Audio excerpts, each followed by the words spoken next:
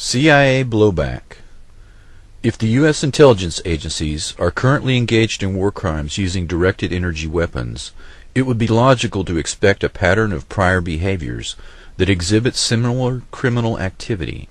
It is certain that the United States has destabilized dozens of countries and overthrown their elected governments. Just how many countries is uncertain. In Iran in 1953, the Eisenhower administration joined forces with British intelligence to overthrow the government of Iran, which was seeking a larger share of its country's oil revenues. CIA Director Allen Dulles and Kermit Roosevelt, the son of FDR, were able to direct Iranian army officers in a coup to overthrow Mossadegh, the elected government, and reinstall the fictitious monarchy of the Shah. The Shah immediately granted British Petroleum a 40% share of the oil concession, and American firms received 40% as a reward for their participation. The overthrow of Mossadegh emboldened the CIA and became a blueprint for future destabilization operations. Mossadegh represented the legitimate aspirations of a nationalist democracy that was thwarted in the name of anti-communism. The resulting chaos and radicalization of Iran is a direct result of interference in the internal affairs of that nation, what is referred to as blowback, the unintended negative consequences of covert actions against foreign elected governments. The Shah was described in a confidential CIA report as a dangerous sociopath who suffered from a dominating father and a sense of the illegitimacy of his mandate to rule. Savak was the name of the Shah's feared secret police, set up with the help of the CIA. The excesses of the Shah and the American selected and trained Savak led to the emergence of the Ayatollah Khomeini and a hostile regime that views the U.S. as a force for evil in the world, hence the litany of referring to the United States as the Great Satan. Guatemala. In 1954, the CIA accepted and carried out a proposal from United Brands, Chiquita Banana, to overthrow the Guatemalan government, which was the only democratically elected government Guatemala had ever had. United Brands and the CIA replaced that government with 40 years of bloodshed under a series of barbaric right-wing dictators. U.S. taxpayers continue to fund these regimes under the repeated threat that if they do not, the Guatemalan people will fall prey to communism. A mere 2% of the population owned 72% of the land. 90% of the landowners were confined to the poorest 15% of the land. United Brands owned the railroads, the ports, and vast tracts of some of the most productive land on earth. Guatemalan President Arbenz had won the election with 65% of the vote in 1950. He tried to fulfill his mandate, which was land reform and a minimum wage modeled on FDR's efforts in the U.S. He seized the largest land holdings, including his own family's, and distributed 1.5 million acres to 100,000 families.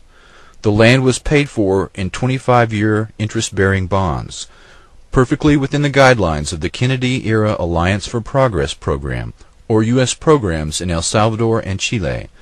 The only difference were the investments by United Brands and the political influence they could bring to bear on the Arbenz government. In 1966, a swell of revolution brought a full-scale U.S.-sponsored counterinsurgency response program, including arms, advisors, and even Green Berets. A State Department study analyzed the program years later and stated, quote, "To eliminate a few hundred guerrillas, the government killed perhaps 10,000 Guatemalan peasants."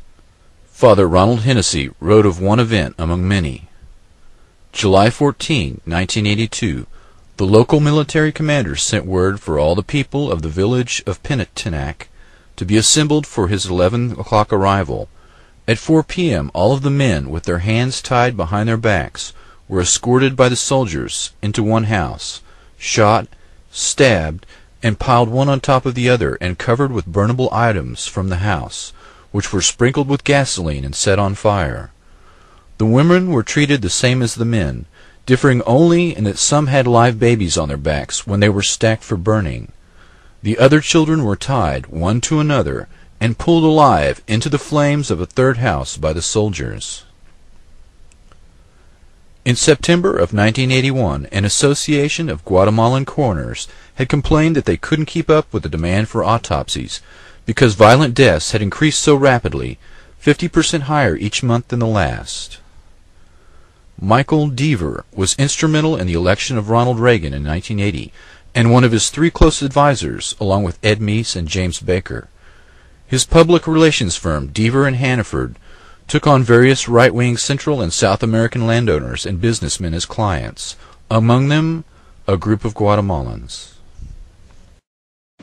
Was not a Guatemalan government.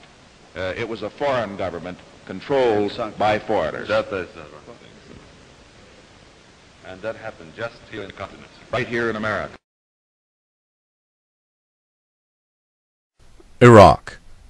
In Iraq in 1958, General Abdel Karim Qasem led a coup, took power, and proclaimed a republic.